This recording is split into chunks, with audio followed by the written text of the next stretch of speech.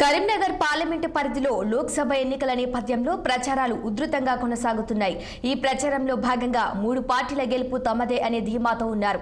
కరీంనగర్ను smart సిటీగా చేసింది BRS ప్రభుత్వమే అని, అదేవిధంగా కరీంనగర్ పార్లమెంట్ పరిధిలోని నియోజకవర్గాల్లో నిధులు తీసుకువచ్చి ఎంతో అభివృద్ధి చేశామని వెల్లడించారు. కాంగ్రెస్ బీజేపీలు కావాలని తమపై దుష్ప్రచారాలు చేస్తున్నాయని అంటున్న బోయిన్పల్లి వినోద్తో మా ప్రతినిధి Praveen Kumar face to face. Boinpally Vinod గారు ఉన్నారు. ఏ విధంగా ప్రచారాలు సాగుతున్నాయి, ప్రజలు ఏ విధంగా ఆదరిస్తున్నారో అని తెలుసుకునే ప్రయత్నం చేద్దాం. పార్లమెంట్ ఎన్నికలు చాలా ప్రాముఖ్యత కూడుకున్నటువంటి ఎన్నికలు. అయితే ఈసారి పార్లమెంట్ ఎన్నికలు మన రాష్ట్రంలో మే 13 నాడు తీవ్రమైన ఎండాకాలంలో జరుగుతున్నాయి. అయినప్పటికీ కూడా ప్రజలు చాలా ఆసక్తితో ఈ ఎన్నికల్లో పాల్గొనడానికి సిద్ధంగా ఉన్నారు. నేను విస్తృతంగా కరీంనగర్ పార్లమెంట్ నియోజకవర్గాన్ని పర్యటిస్తున్నాను. హన్మకొండ జిల్లాలో ఉన్నటువంటి ఎల్కతుర్తి నుంచి మొదలు పెడితే మరి రాజన్న సిరిసిల్ల జిల్లా గంభీరావుపేట వరకు విస్తృతంగా పర్యటిస్తున్నాను. ఇటువైపు మల్యాల జగిత్యాల జిల్లా మల్యాల నుండి ఇటు సిద్దిపేట జిల్లా బెజ్జంకి వరకు కరీంనగర్ స్మార్ట్ సిటీ నగరంలో విస్తృతంగా వాడవాడ పర్యటిస్తున్నప్పుడు నాకు అర్థమైంది ఏంటంటే ప్రజలు చాలా ఆసక్తితో ఈ ఎన్నికల్లో పాల్గొబోతున్నారు.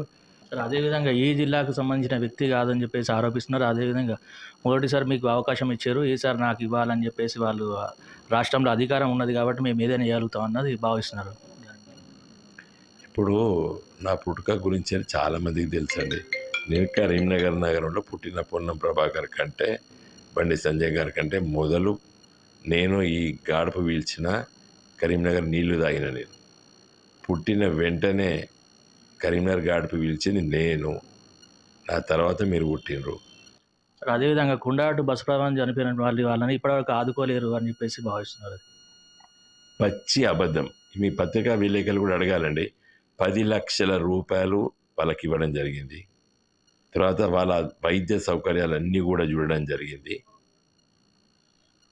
ఆ రోజు నేను 43-44 చనిపోయినటువంటి శవాల దగ్గరికి వెళ్ళి ప్రతి ఇంటి ఉదయం పూట నుండి రాత్రి 11 గంటల వరకు ఇల్లు తిరిగి ఆ శవయాత్రలో పాల్గొన్నాను. బస్సు బోల్తాపడ్డ రోజు ఉదయం పూట నుండి రాత్రి వరకు. తర్వాత హైదరాబాద్లో హాస్పిటల్స్ చేస్తే వాళ్ళ దగ్గరికి తిరిగినాము, వాళ్ళకు ఆపరేషన్లు చేయించినాము. దురదృష్టవశాత్తు అక్కడ కొంతమంది చనిపోతే మళ్ళీ వాళ్ళ శవయాత్రలో పాల్గొన్నాను.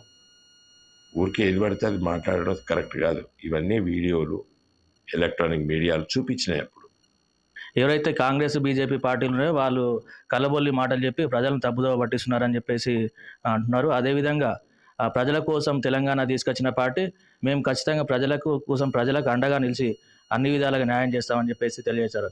కెమెరామెన్ శ్రావంత్తో ప్రవీణ్ కుమార్, కరీంనగర్. మనతో పాటు